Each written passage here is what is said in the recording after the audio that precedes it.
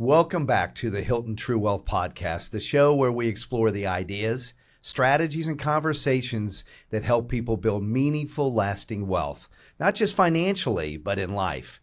I'm Mark Miller, Managing Director of the Hilton Family Office, and today we're joined again by my partner, Jay Bradley Hilton. He's the grandson of Conrad Hilton, the famed hotelier and philanthropist, and he's following in his grandfather's footsteps both in business and as a visionary. He's not only been my partner, but a trusted friend for well over a decade. Today's conversation with Jay Bradley centers on technology and innovation in today's world, topics he knows a lot about. So let's jump right in. So Brad, thanks so much for being here. We appreciate it again. Love being here. Absolutely. So you were very much involved in technology when you worked for the Hilton Hotels. Tell me, how important was technology in scaling that international brand?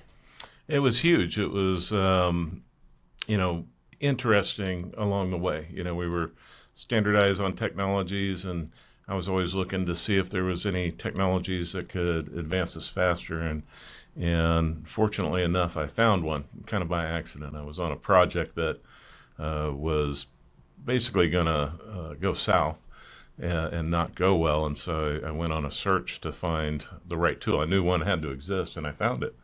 And it turned out to be pretty extraordinary. Scientists had developed it to rapidly develop, very high-end global type of applications. Things that allow you to do things in weeks and months versus months and years, and do it with a very low staff. So just between me, another consultant that I had who ended up becoming my business partner, George, and you know George. Yes. But between George and I, we had just a couple other consultants we used along the way, but it was just us. Yeah. And we built a phenomenal system for Hilton in this 3 months period right before the season began. So we had to develop this program during the season. And so we had to break it out into chunks and get it done before that next part of the season hit. Otherwise, if we messed up, then they were going to have to switch and go manual, right? Which would have been a nightmare. So, we put in the hours to get it done, but we got it done in 3 months, and that resulted in, that year an uplift for Hilton of like $750 million. And then oh my gosh, the amount of time it saved people from participating in that process, which was people would quit after this process after 1 year. So you'd always have to restaff it with new people.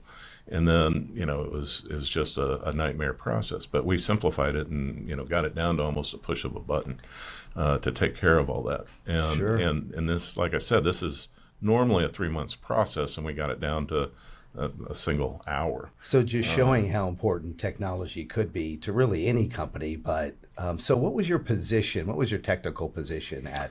A director of internal technologies. Okay. All right. And so I was deploying these global applications for Hilton and doing it rapidly, and we had great success doing it. Now, being an entrepreneur or having that entrepreneurial spirit, I ended up leaving Hilton based on that success. So I just felt the itch that now was the time. We were consuming another company. The corporation was going to change quite a bit. I was potentially going to have to move to Nashville, and none of those things, were because were driving with me. You've been in Houston based for a long time, right? I was actually living in Las Vegas at the time. Right. But what happened was, I got the itch to become an entrepreneur. So George and I, when I left Hilton, started a company called eCorridor, which was a technology company to go build this type of a platform for the rest of the hospitality industry and or airlines, because they kind of go through the same kind of process. And so that was really our business model. I think I mentioned in the last episode that 9/11 happened and completely changed the scope of what we were doing, completely crashed our business plan, and had to pivot over to something else, and we ended up in criminal justice. And we probably created the most integrated criminal justice system in the U.S. in Arizona. Right. Right. So that was my beginnings of leaving Hilton, becoming an entrepreneur, having to take some hits and pivot and things of that nature. But where did you get your passion for technology? Because I know that's just ingrained in you, it seems like. Was it from Hilton, a young age there, or? Kind of. Yeah. I would say my earliest recollection would be going to my dad's office. And, my dad was, I don't forget what his title was back then, but it's Eric Hilton, and he ended up being the senior vice chair for Hilton and the developer of the Conrad brand and things like that. But back then he was working in the franchise division, I think, of Hilton in Houston. And anyway, when I went to the office, they had computers there, and this is probably, late 70s, early 80s. Yeah, late 70s, or even mid to late 70s. It's when I was really young. And I would go there and I'd want, I was just attracted to it. I wanted to do something with it, but I didn't know what to do. So I was a little scared to ask, but I finally did. I told his secretary that I wanted to play with it. So she taught me how to look up reservations and different things like that. And so, pull back the information, look at people's rooms, room rates. So, things like that were my first exposure. But what I wanted to do on it at that point in time was have a little fun with it. So I ended up drawing some pictures on it, on a mainframe-based thing with little characters and printing them out. And I was thrilled about it. I was like, wow, that's pretty cool. And so from there, I was just had a big interest in technology. But, we were going from back in the 70s, black and white TV to color TV. And I felt I was... Don't age us too much. Okay, well, I just felt I was born in the wrong time, right? Like growing up in the 70s, I was looking around going, golly, I just don't feel like I belong here. Technology is not advanced enough. And then the 80s came along and it felt a little better, right? We started getting our technology as the styles changed. That's when I was becoming a teenager. So, my motivation was to get into it. And I wanted one for my home before that was even a popular thing. And it's right when the Apple II came out. So I got one of those, learned how to use it, figured out that I knew that computers would become connected and something like the internet would come about. But I had to wait a long time, for that to happen. And so in that meantime, when I finally did start working for Hilton in the reservations department, it was a gift. I, got to spend a lot of time looking at older technologies, replacing with newer technologies, and then, innovating, my own use of that technology to just, help take friction out of things, I guess, would be the best way. That's the way I just look at how technology can improve our lives, and I think it's overcomplicated our lives. Yeah, so that's kind of started there, the bug, and just over time you got more involved in technology, learn more about it. I know you're a big reader. You read a lot of stuff, and to the point where it has put you kind of in a place where you are a visionary. I believe when I talk to you about what the future is going to look like. So if you were to say, look at where, AI, blockchain, they're the big things now, digital infrastructure that's transforming industries, what do you think is the most transformative technology right now? Well, AI would have to be the most transformative, fastest moving. Augmented reality, holographs, those will play a part, little separate of the subject. That's just, kind of how you display and interact with things. But AI is where the logic and the brain live. And, everybody's implementing AI in one way or another, and a lot of people are just using it in general. I see a pathway to help take friction out of people's lives, right? Get away from the screens. Everybody, every day, how many millions of hours go into staring at a screen and scrolling a list, right? Right. And for what? It just takes time. It's all friction. Even having to log in is a point of friction. And if you can end up voice enabling all this and have these agentic agents, take care of the mundane administrative things in your life to where they're just handled. And you're just notified and updated and, kept up to speed, rather than having to go through all the administrative functions just to even send an email or a text message or coordinate a meeting or all those kind of things. So my mission in life on the AI side is to take that out. Now, also in AI and medicine, I've got a lot of interesting things going on in the health and wellness space. And AI is a tremendous advantage for healthcare like the world's never seen, in advancing new drugs to helping and complete robotic surgeries. I'm dealing with a lot of advanced technologies. You'd think they were straight out of Star Trek that we're about to bring to the public in a suite of things. And one of the things we've done in the Hilton family office is worked with some biotech companies, and what blows me away about these companies for years, the structure of them, first of all, they're very capital intensive. Tons of money goes into biotech stuff and bioscience companies. And their model has been for decades that couple smart guys get together, or women, PhDs, whatever, and they get some doctors involved, and then they have their little group that kind of figures out all this next technology.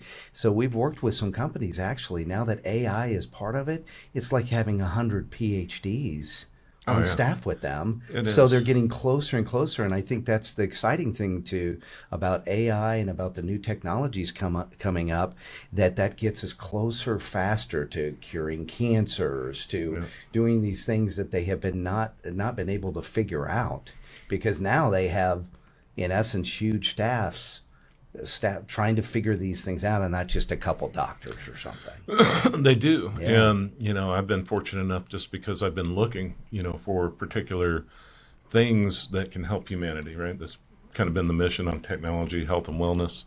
Right. So what would you say to people that are afraid of AI, that are, oh my gosh, the Terminator type of stuff, sure. That type of thing? What would you say? I would say, if artificial intelligence ever, became conscious and, could act on its own, right now it has to be, told what to do. But if it could think for itself and do something, and if it found the human race was the problem and the machines wanted to take over, we just hope that it doesn't like the find Terminator that, thing, right? Yeah. I think, once it ran the logic, and it'd probably figure this out within, 20, 30 minutes, that all the scenarios, all the simulations, without the humans, we have nothing to do. Yeah, there you go. And so therefore, just give them what they want. Yeah. So this was an interesting thing, because I went to a kind of a weekend on AI, and a woman got up very fearful of AI and said, I don't want to get on those platforms. I don't want to do that because they're going to get my information, all of that. Well, the person, the expert that was on stage kind of looked, and I said, you don't think they have your information already? Yeah. And it's not to say that they won't maybe gather some more, but mostly over, the last 20 years or so, I think pretty much the government and very much and big corporations have gathered practically everything on you. So, there's these, just kind of conflicting thoughts about this. Basically, if you have something on a computer, period, it's not safe, and everything you do ends up in there, whether it's video, paying your bills, it all gets electronically tracked, all your banking, all those things.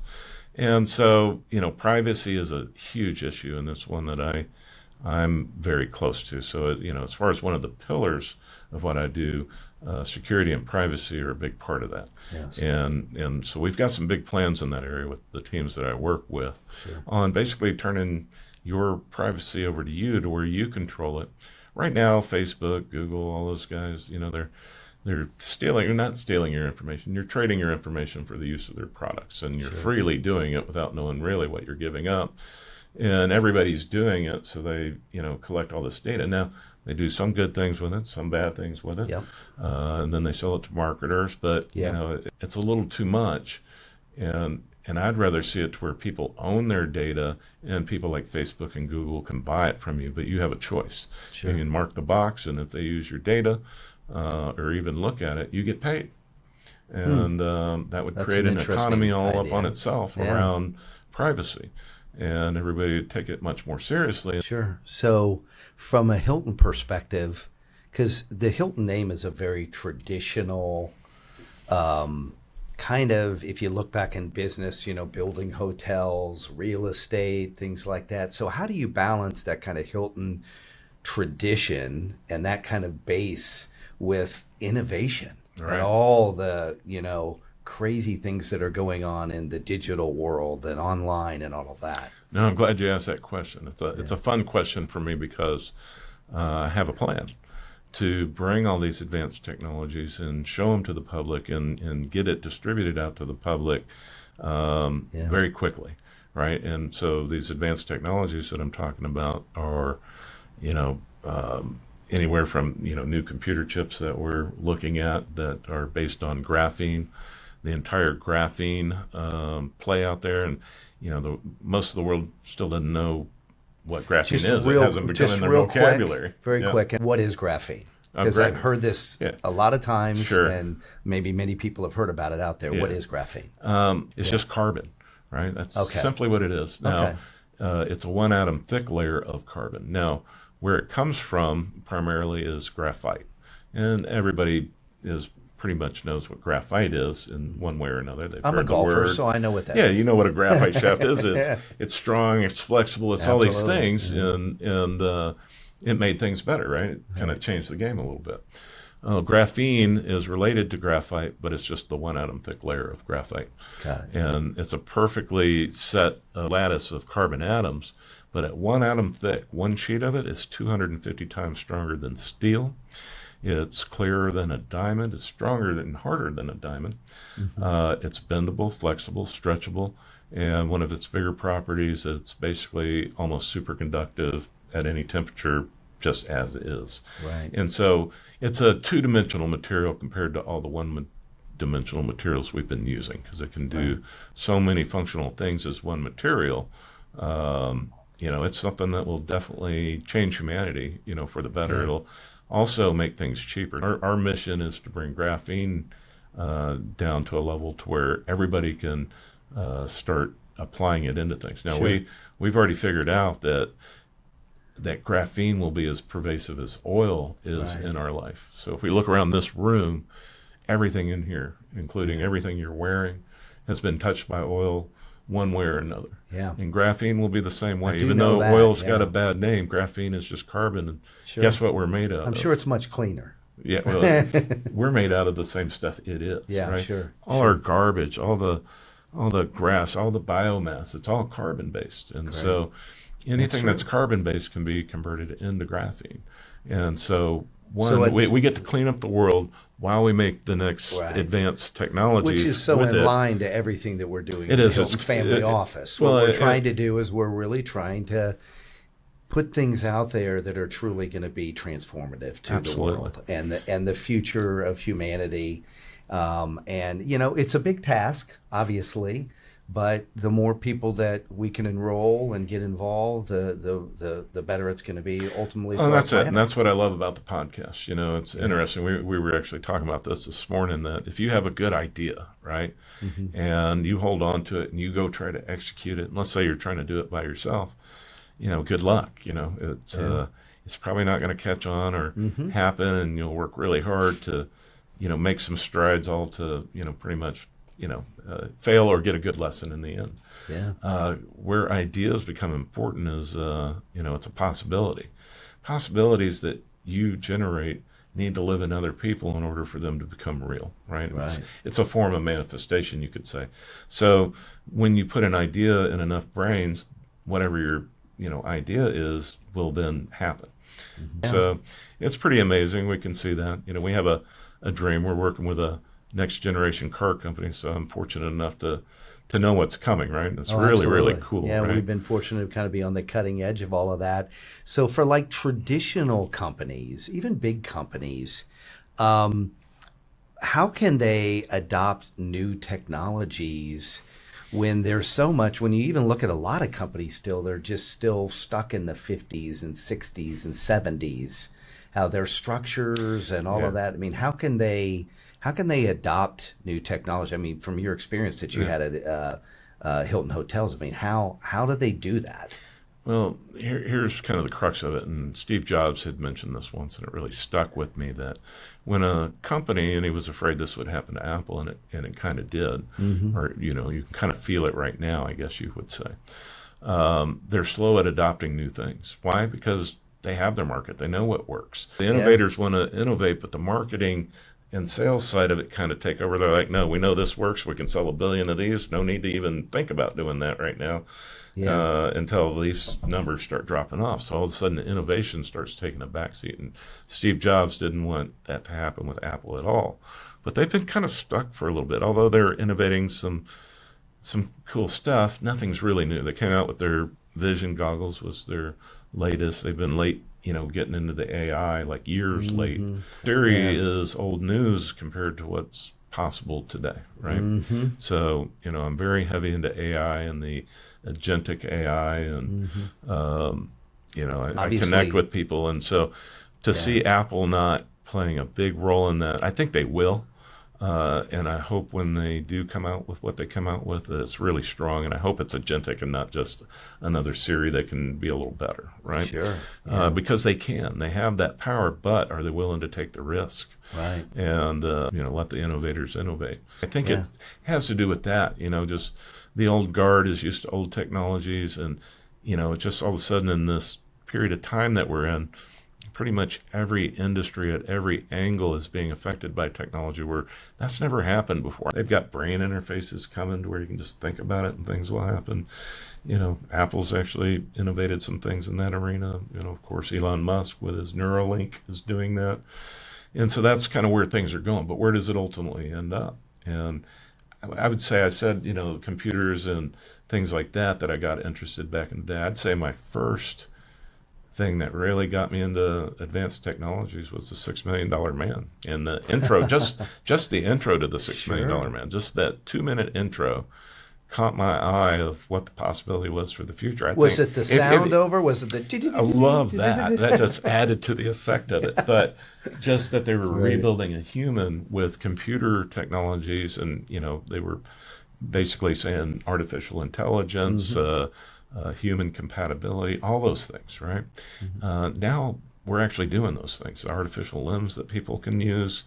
It's just fascinating, right? That we can actually help people and innovate. And like graphene will be huge for that, because it'll make it much more lightweight, much more comfortable, and a lot more stronger, and provide the electricity in it. And it could even be solar enabled. So, there's all sorts of great things that are coming, but what really sparked me to be a visionary, I'd probably say, and I just thought about it, it's probably the $6 Million Man, and see him laying on the table, so here we go back getting to his legs replaced. Here we go back to the 70s. But my point was, that just caught me. I was like, wow, computer, brain interface stuff. I was like, it was over.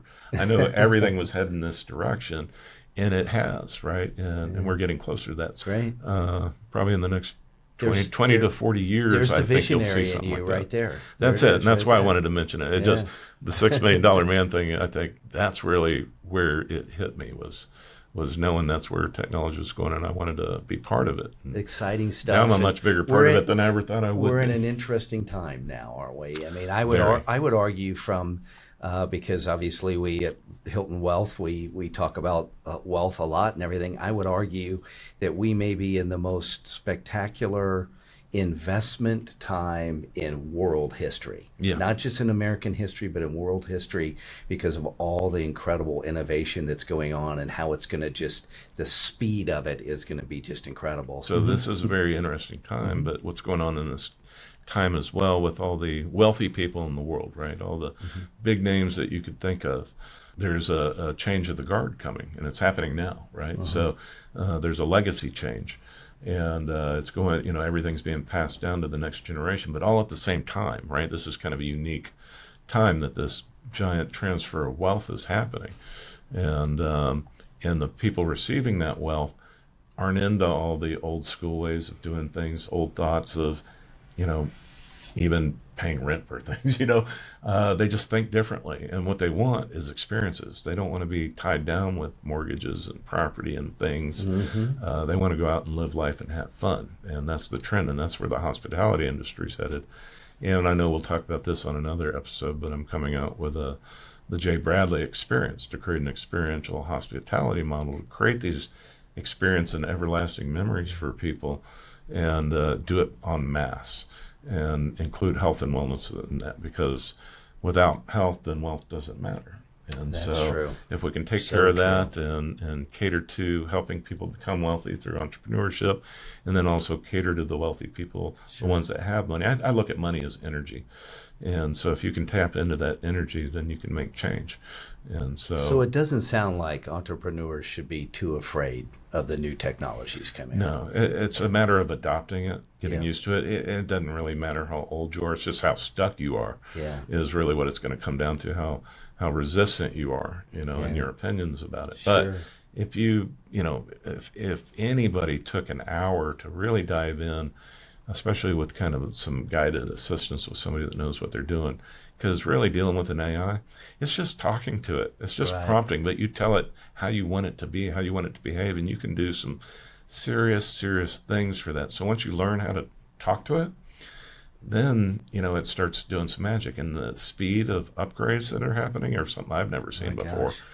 gosh. Every 6 weeks? Every week, Oh my gosh. there Yeah. is new, Yeah. fascinating things that are being done with it. So anyway, we'll get into that at another point. But Oh, definitely. And my gosh, just incredible information. And I just hope everybody that was listening today could really absorb. You might want to watch this again to listen to some of the incredible things. give us a like. No. Yeah, there we go. Yes. Yeah, definitely give us a like on this. So that brings us to the end of today's episode of Hilton True Wealth. A huge thank you, as always, to Jay Bradley Hilton for being here and sharing his expertise and perspective on what we've talked about today, innovation. So be sure to follow us, and future podcasts are going to come out soon. So don't miss an episode. And if you found value in what you heard today, share it with someone who might benefit too. So for more insights, resources, and to get a free copy of our book, Hilton Wealth, How to Invest Like an American Dynasty, visit us at hiltonwealth.com. Thanks for joining us today. And until next time, keep learning, keep growing, and keep building your true wealth.